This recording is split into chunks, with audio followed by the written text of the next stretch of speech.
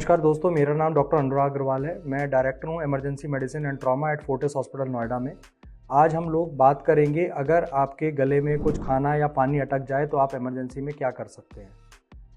अगर कोई भी पानी वगैरह उटकेगा तो यूजुअली वो सेवियर ऑब्स्ट्रक्शन कॉज नहीं कर सकता, सिर्फ आप बैक ब्लोज दे के ही पेशेंट्स को रिलीफ दे सकते हैं।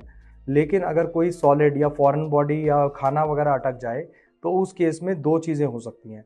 एक चीज़ माइल्ड ऑब्स्ट्रक्शन हो सकती है। माइल्ड ऑब्स्ट्रक्शन मतलब कि थोड़ी बहुत रुकावट आपकी सांस की नली में हो सकती है। उस केस में पेशेंट्स बहुत विगरसली कफ करेंगे और उनको सांस लेने में थोड़ी बहुत दिक्कत हो सकती है। उस केस में आपको बैक ब्लोज ही देना है और पेशेंट को एनकरेज करना है कि वो ज़्यादा से ज़्यादा खांसी करे जिससे वो खाना निकल जाए। अगर वो ज़्यादा ऑब्स्ट्रक्शन है तो उस केस में तीन चीज़ें होंगी।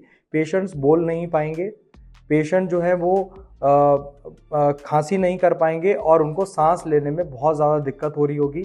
यूजुअली एक यूनिवर्सल चोकिंग साइन होता है और वो इस टाइप से भी करेंगे।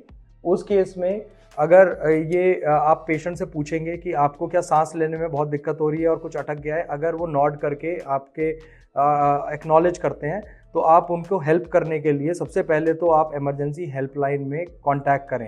किसी भी समय पे पेशेंट कोलैप्स हो सकता है तो इमरजेंसी में कॉल करने के बाद आप हेमलिच मैन्यूवर कर सकते हैं।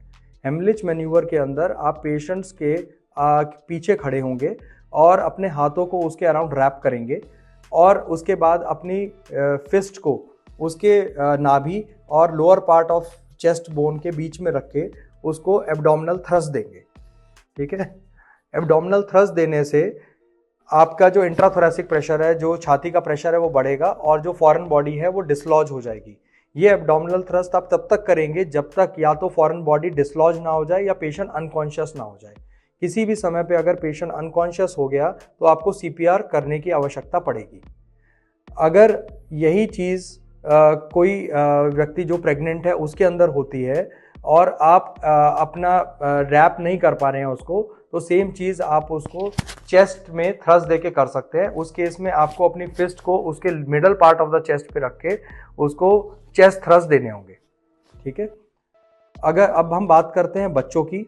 बच्चों के अंदर जो छोटे बच्चे हैं वो उनकी आदत होती है कि कुछ भी मुंह में डाल लेना और जिसकी वजह से उनके सांस की नली में रुकावट हो सकती है।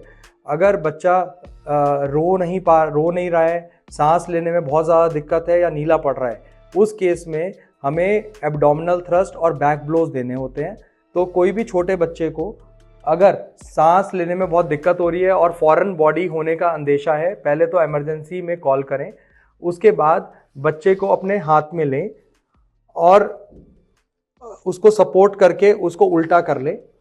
उल्टा करने के बाद उसका सर थोड़ा नीचे की तरफ रहेगा और उससे आप बैक ब्लोज दें। Upper part middle of scapula में रख के अपने हाथ से उसको बैक ब्लोज दें। बैक ब्लोज देने 5 बार बैक ब्लोज देंगे।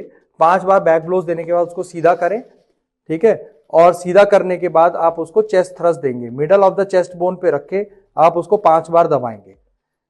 यही सेम प्रक्रिया आप कंटिन्यूअस रखेंगे जब तक वो फॉरेन बॉडी या तो डिसलॉज ना हो जाए या और पेशेंट ठीक हो जाए, या फिर अगर बच्चा किसी भी हाल में नीला पड़ रहा है और अनकॉन्शियस हो गया है तो आपको बच्चों में भी सीपीआर देना पड़ेगा।